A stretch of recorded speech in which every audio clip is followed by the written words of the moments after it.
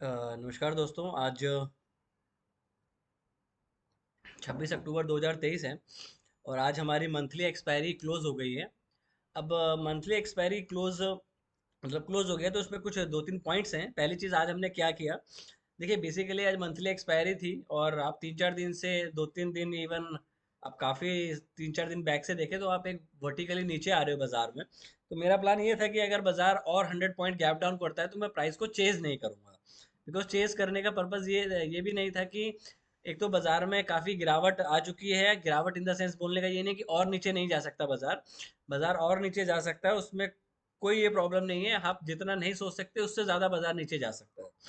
अब यहाँ पे पॉइंट आता है रिस्क रिवॉर्ड रेशियो का। अगर मैं फ्रेश शॉर्ट करता हूँ तो मेरा रिस्क रिवॉर्ड फेवरेबल नहीं बनता। इसलिए मैंने बेसिकली प्राइस को चेज नहीं किया। जब एंड ऑफ द डे बाजार में थोड़ा सा साइडवेज के बाद डाउन साइड आने लगा तो मैंने वहाँ पे एक पुट का ट्रेड लिया। उसमें मुझे इनिशियली 25 पॉइंट के आसपास आ रहे थे पुट में, बट मैंने वो ब्रेक इवन पे लगा दिया। वो ब्रेक इवन में फिर जो उसमें एक मोमेंटम आया, शार्प मोमेंटम ऊपर की साइड पे, मतलब मैंने ब्रेक इवन पे लगा दिया था 25 पॉइंट्स का। बट ऑप्शन में आपको पता है साइडवेज के बाद इनिशियली अगर नहीं चलता है तो वो एकदम स्टॉप लॉस को हिट कर देता है।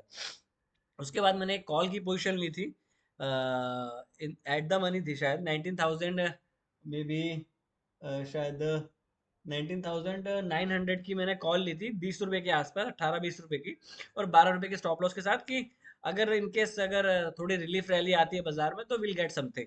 ठीक है, वो नहीं चला, विल एग्जिट ऑन 12 रुपीज। तो 6 पॉइंट मेरे आज पूरे दिन में मुझे 6 पॉइंट का एक लॉस हुआ है। ओवरऑल अगर देखा जाए तो परफॉर्मेंस काफ़ी, मतलब कुछ ना करना भी ट्रेड करना होता है, बिकॉज आपने कैपिटल अपनी डिफेंड कर ली। अब बात करते हैं बाजार में क्या हुआ। अगर आप पिवट्स के पॉइंट ऑफ व्यू से बात करें तो आप मंथली पिवट्स के नीचे क्लोज हुए हो। अगर आप ये देखो यहाँ पे मंथली पिवट्स, इसको खोलते हैं। अब मंथली पिवट्स देखिए, मंथली पिवट्स है 19,188 और आप क्लोज हुए हो near by monthly S2।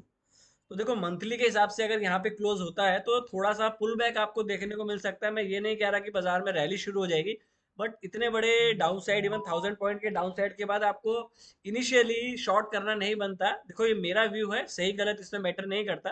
Because 1000 point के डाउन साइड के बाद आपको और 1000 पॉइंट की डाउन साइड थोड़ी सी प्रॉब्लम हो जाती है, क्योंकि डाउन साइड के बाद और डाउन साइड खेलना समझदारी नहीं होती बाजार में। तो बेटर है या तो आप कॉल ले या आप साइडवेज बैठे रहे, बाजार ऊपर जाए और सेलिंग की कोशिश करें। अब एक चीज तो मैंने आपको ये बता दी कि जो पिवट है, मंथली की बात कर रहा हूं मैं। अब मंथली पिवट से नीचे ट्रेड कर रहे हो, मतलब पिवट से भी प्लस S1 से भी। ठीक है, 19,200 के आसपास था और आप ट्रेड कर रहे हो 18,800 के आसपास। तो ऑलमोस्ट आपका 100 पॉइंट भी पूरा नहीं रह गया। 100 पॉइंट, मतलब 100 पॉइंट है आपका मंथली S2 से। तो आपके मंथ के 3 दिन बचे। अगर हम वीकली भी पिवट चेक करें तो वीकली भी आप S3 से नीचे ट्रेड कर रहे हो।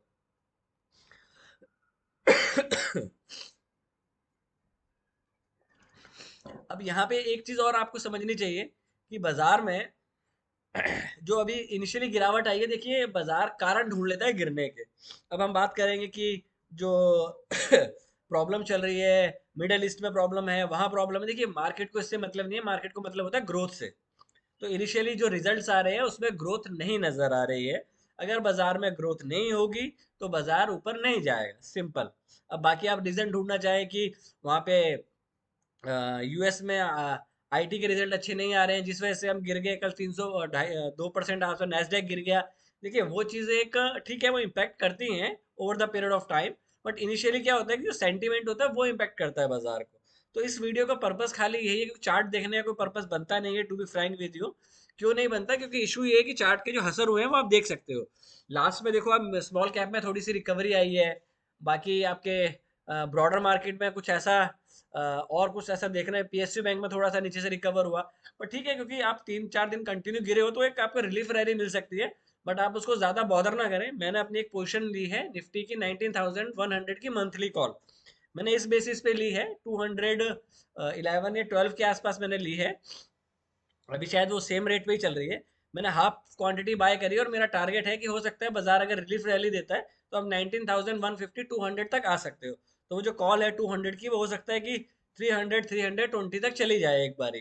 ये मेरा व्यू है, मैंने इसलिए लिया है क्योंकि 50% क्वांटिटी के साथ अगर बाजार कल 50-100 पॉइंट नीचे खुलता है तो प्राइस एक्शन को देख के मैं हो सकता है वहां पे अपनी 50% क्वांटिटी और ऐड करूं। ये हो सकता है कि बाजार कल भी गैप डाउन खुले और चलता ही चला जाए, बट रिस्क रिवॉर्ड रेशो आपका फेवरेबल नहीं है। आपके पास मार्केट में जो अनसर्टनिटीज है उसमें आपको एक रिलीफ रैली बनती है, चाहे वो आज बने चाहे कल बने, तो आपको इस वजह से out of the money call में ट्रेड करना चाहिए या पुट में ट्रेड करना चाहिए, क्योंकि अगर आप पुट के रेट्स देखोगे तो काफी ज्यादा बढ़ गए थे। तो पुट लेना एक बनता नहीं था, क्योंकि अगर आप 19,800 की पुट को देखो तो वो 40 रुपीज से आपकी 90 हो गई, और उसके बाद बाद उसमें स्पाइक आ रहे थे, पर वो बढ़ नहीं रही थी पुट। क्यों? क्योंकि इनिशियली जो मूवमेंट था वो मॉर्निंग आवर में ही कंप्लीट हो गया था।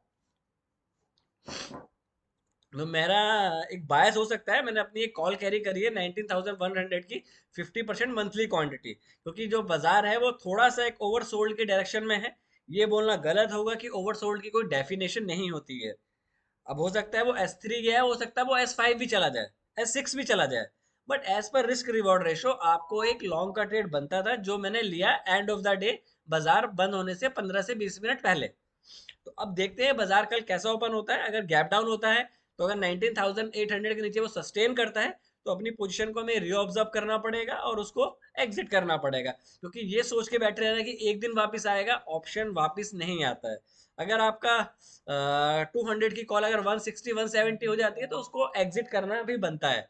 तो इन शॉर्ट पॉइंट ये है बताने का कि बाजार में एक थोड़ा सा नीज जर्क रिएक्शन जो है वो ज्यादा हो गया है। तो हो सकता है कि बाजार में आपको एक रिलीफ रैली देखने को मिले, बट ये बोलना भी मुश्किल है कि आप न्यू हाई पे जा रहे हो। अभी कोई ऐसा कोई साइन नहीं है बाजार में, बाजार वीक है। आप 20 से भी नीचे हो, आप 200 से, मैं एसएमए की बात कर रहा हूँ, मैं ईएमए की बात नहीं कर रहा हूँ। आप 200 से फिर भी ऊपर हो अगर आप डेली चार्ट की बात करते हो। अब मंथली में थोड़ा सा ओवरबोट हो गए हो, ओवरसोल्ड हो गए हो, और वीकली में आप S3 के नीचे चले गए हो। तो जिस वजह से मैंने एक कॉल की पोजीशन बनाई है। अब लेट्स सी देखते हैं कि वहाँ पे ग्रोथ के जो कह रहे हैं कि एक एवरेज उम्मीद से कम आया है यूएस में, जो आपके डाटाज आए हैं और बाकी चीज़ें जो आई है, मेटा के रिजल्ट अच्छे नहीं आए हैं कल, जिस वजह से आपका नैस्डैक गिरा। ये बातें देखो सबको पता है। अब नया कल क्या होता है, ओवरनाइट क्या होता है, बॉन्ड डील में थोड़ी सी करेक्शन आती है नहीं आती है, क्रूड ऑयल आपका नीचे जाता है नहीं जाता है, ये सब न्यूज़ बेसिस है, आपको नहीं पता ओवरनाइट क्या होने वाला है। आपने एक रूल बनाया कि बाजार में आपको थोड़ा सा एक, देखो मैंने जो कॉल पोजीशन ली है उसके 2-3 कारण है। पहला कारण है कि आप 1000 पॉइंट डाउन हो चुके हो, आप सपोर्ट के पास हो, प्लस मंथली में आप S1 के पास हो, वीकली में आप S3 से नीचे हो, और वीक डेली में भी आप S3 के नीचे हो।